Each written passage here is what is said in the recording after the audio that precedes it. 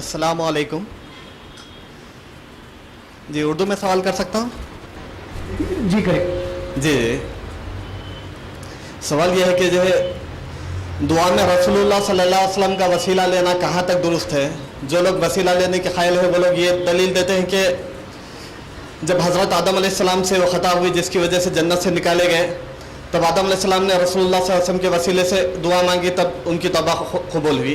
तो ये कहाँ तक सही है? इस बारे में जवाब अगर उर्दू ही में जो है इत्मीनान बख्श जवाब दे तो जो है बेहतर होगा इंशाल्लाह। आप भाई ने सवाल किया है कि अल्लाह के रसूल सल्लल्लाहु अलैहि वसल्लम का वसीला लेना दुआओं में कहाँ तक जायज़ है। जो लोग अल्लाह के रसूल सल्लल्लाहु अलैहि वसल्लम का दुआओं में वसीला लेते हैं वो इस बात को दलील बनाते हैं कि जब अल्लाह ताला ने आदम अलैहिस्सलाम को उनकी ख़ता पर जन्नत से खारिज किया तो आदम अलैहिस्सलाम जब ज़मीन पर आए तो उन्हें याद आया अर्श पर का कलिमा और उन्होंने मोहम्मद सल्लल्लाहु अलैहि वसल्लम के नाम का वसीला लिया और वो बख्श दिए गए। तो इस एतबार से कहाँ तक हम अल्लाह के नबी का वसीला ले सकते हैं? और भाई की ख्वाहिश है कि हम उर्दू में जवाब दें।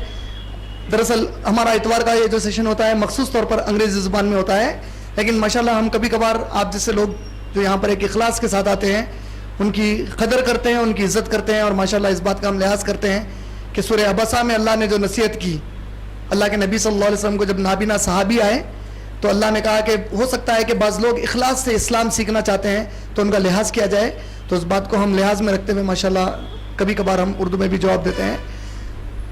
भाई का जो सवाल है कि अल्लाह के नबी सल्लल्लाहु अलैहि वसल्लम के नाम के वसीला लेने का, देखिए दुनिया का हर मुसलमान एक बात पर जमा हुआ है माशाल्लाह कि कुरान मजीद में जो सबसे प्यारी दुआ है वो सूरतुल फातिहा है, जिसको हम उम्मुद दुआ भी कहते हैं, दुआओं की माँ। और इसको अल्लाह सुब्हानहू व तआला ने हमारे नबी सल्लल्लाहु अलैहि वसल्लम पर कुरान में सूरह फातिहा और सूरह बकरा की दो आयतें ऐसी है जिसे अल्लाह ने 2 मरतबा नाजिल किया नबी करीम सल्लल्लाहु अलैहि वसल्लम पर। सूरह बकरा की आखिरी की जो 2 आयतें हैं आमन्ना रसूल से लेकर वअफ़्वन्ना वग़फ़िर लना वरहमना अंत मौलाना फंसुरना अलल क़ौमिल काफ़िरीन, ये कुरान मजीद में सूरह बकरा की आखिरी 2 आयतें, आयत नंबर 285 आयत नंबर 286 है। ये अल्लाह सुब्हानहू व तआला ने मोहम्मद सल्लल्लाहु अलैहि वसल्लम को मेराज में तोहफे में दी और जब अल्लाह के नबी ज़मीन पर वापस आ गए इससे दोबारा जिब्राइल अलैहिस्सलाम के जरिए वही किया। इसी तरह सूरह फातिहा अल्लाह के नबी करीम सल्लल्लाहु अलैहि वसल्लम, सही बुखारी और मुस्लिम की रिवायत है, अल्लाह के रसूल सल्लल्लाहु अलैहि वसल्लम के साथ जिब्राइल अमीन सामने बैठकर गुफ्तगू कर रहे थे और अचानक अल्लाह के रसूल को अल्लाह ने एक ज़बरदस्त आसमान पर आवाज़ सुनाई और अल्लाह के नबी करीम सल्लल्लाहु अलैहि वसल्लम ने जिब्राइल अलैहिस्सलाम से फ़ौरन पूछा कि हे जिब्राइल ये किस किस्म की आवाज़ है? तो जिब्राइल अलैहिस्सलाम ने जवाब देकर कहा कि ऐ अल्लाह के रसूल, आसमानों से 2 फरिश्ते आपकी जानिब अल्लाह ताला भेज रहे हैं, ये ऐसे मुकाम से आ रहे हैं आपके पास जिस मुकाम के बारे में सिवाय अल्लाह के कोई भी नहीं जानता, इससे पहले इस मुकाम से कभी भी नहीं निकले और आपके पास से लौटने के बाद इस मुकाम से कभी भी नहीं निकलेंगे और ये आपके ऊपर कुरान की चंद आयतें वही करने आ रहे हैं। ये 2 फरिश्ते आए और अल्लाह के रसूल पर सूरतुल फातिहा वही की और वापस लौट गए और इस सूरह फातिहा को दोबारा अल्लाह ने फिर से जिब्राइल अलैहिस्सलाम से भी वही करवाया। फिर अल्लाह ने सूरह हिज्र सूरह नंबर 15 की आयत नंबर 87 आयत नंबर 87 में कहा कि ये 7 आयतें इसमें ऐसी हैं जो पूरे कुरान के मुमासिल हैं, यानी पूरी कुरान एक पढ़ने में और उनके वजन की ये 7 आयतें हैं। बोले इसकी तफसीर पर किसी का इख्तिलाफ राय नहीं है, हर जमात वाला इस तफसीर को मानता है कि वहां पर जो 7 आयतों का जिक्र हुआ है उससे मुराद सूरतुल फातिहा है।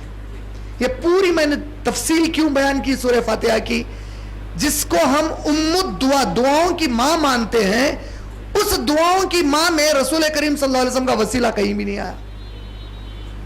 हर रकात हमारी बगैर सूरह फातिहा के मुकम्मल नहीं होती, नमाज की हर रकात में सूरह फातिहा का पढ़ना लाजिम है। अल्लाह के नबी करीम सल्लल्लाहु अलैहि वसल्लम की रिवायत के मुताबिक, हदीस के मुताबिक, बुखारी और मुस्लिम की रिवायत के मुताबिक जिसने सूरह फातिहा नहीं पढ़ी उसकी नमाज नहीं हुई।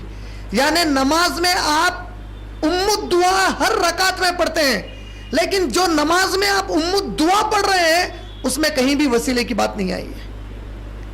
आप पूरी नमाज में पूरी कुरान की कई आयतें पढ़ते हैं, इसमें अल्लाह ने बेशुमार दुआएं इंसान को सिखाई हैं। لیکن کسی ایک دعا میں بھی قرآن کی اللہ نے نبی کریم صلی اللہ علیہ وسلم کا وسیلہ نہیں سکھایا. آپ جب نماز میں اتحیات پڑھتے ہیں اس میں کہیں بھی وسیلہ نہیں آیا. درود ابراہیم پڑھتے ہیں وسیلہ نہیں آیا. آپ اللہم انی ظلمت والی دعا پڑھتے ہیں وسیلہ نہیں آیا.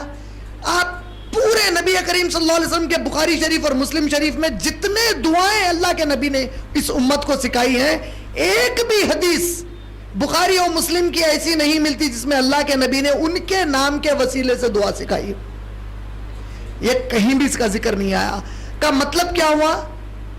اللہ اور اللہ کے رسول نے جتنی دعائیں سکھائی ہیں قرآن اور صحیح احادیث میں, ایک بھی ایسی دعا نہیں ہے جس میں اللہ کے رسول کے وسیلے سے دعا مانگنا سکھایا گیا. اب اگر کوئی کہتا ہے کہ میں مانگتا ہوں تو غلط کیا کرتا ہوں, اور دلیل بناتا ہے کون سے واقعے کو؟ آدم علیہ السلام کے. اس بیچارے سے کہیے کہ بھائی کس کتاب میں یہ واقعہ لکھا ہے, ذرا لا کر بتائیں. یہ جو تم واقعہ گھڑ رہے ہو یہ بخاری میں تو نہیں آیا, یہ صحیح مسلم میں تو نہیں آیا, یہ ترمیزی میں نہیں آیا, یہ سنن ابو داؤد میں نہیں آیا, ابن ماجہ میں نہیں آیا, موطا امام مالک میں نہیں آیا, شیبانی میں نہیں آیا, مشکات المصابی میں نہیں آیا, ابو داؤد, ابن ماجہ, نسائی, ان میں سے کسی میں نہیں آیا. امام شافعی کے رسالہ میں نہیں آیا, مسند احمد بن حنبل میں نہیں آیا. تو یہ واقعہ آیا کہاں سے؟ تو آپ جب پوری تحقیق کریں گے, اس کی تحقیق کی پوری گہرائی میں جب آپ جائیں گے تو آپ کو چلے گا پتا کہ یہ واقعہ اصل میں ادھورا حدیث بتا کر ہم کو بتایا گیا ہے. یہ اصل ایک پوری طویل حدیث کی شکل میں بیان کیا ہوا ہے اہل تشیع کی کتاب اصول کافی میں. اور اس کتاب میں یہ واقعہ اس طریقے سے ملتا ہے کہ جب اللہ نے آدم علیہ السلام کو زمین پر بھیجا تو انہیں وہ کلمہ یاد آیا جو عرش پر لکھا تھا, لا الہ الا اللہ محمد رسول اللہ علی الوصی اللہ. اس کا صدقہ انہوں نے مانگا تو معاف ہوا. چونکہ اب سنی یہ بات ماننے والا نہیں تھا علی الوصی اللہ کی, اس بات کو خارج کیا گیا, صرف کلمہ بچا کر چھوڑ دیا گیا.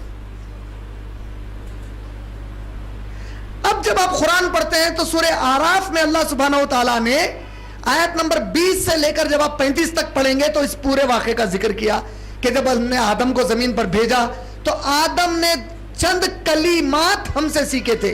عام زبان آپ میں اس کی تشریح کر سکتے ہیں ماشاءاللہ سے. کلمہ ایک ہوا, جمع کیا ہو گیا اس کا؟ کلمات. کلمات سنگولر, کلمات پلورل ہو گیا.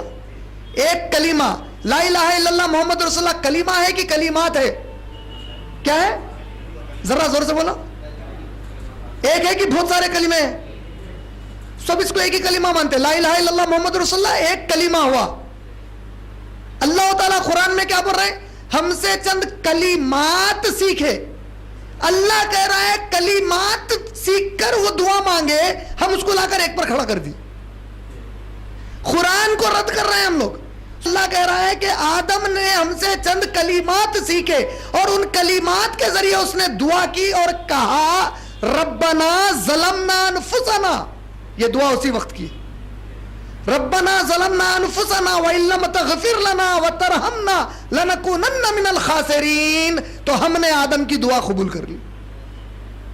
قرآن کچھ کہہ رہا ہے, ہم کچھ کہہ رہے ہیں, اور ہم وہ بات کہہ رہے ہیں جو ہمارے پورے مسنون کتابوں میں, جس کو سنی بڑی عزت سے مانتے ہیں حدیث کی کتاب میں, ان پورے حدیث کی کتابوں میں سے ایک بھی حدیث کی کتاب میں نہیں. اللہ ہماری حفاظت فرمائے.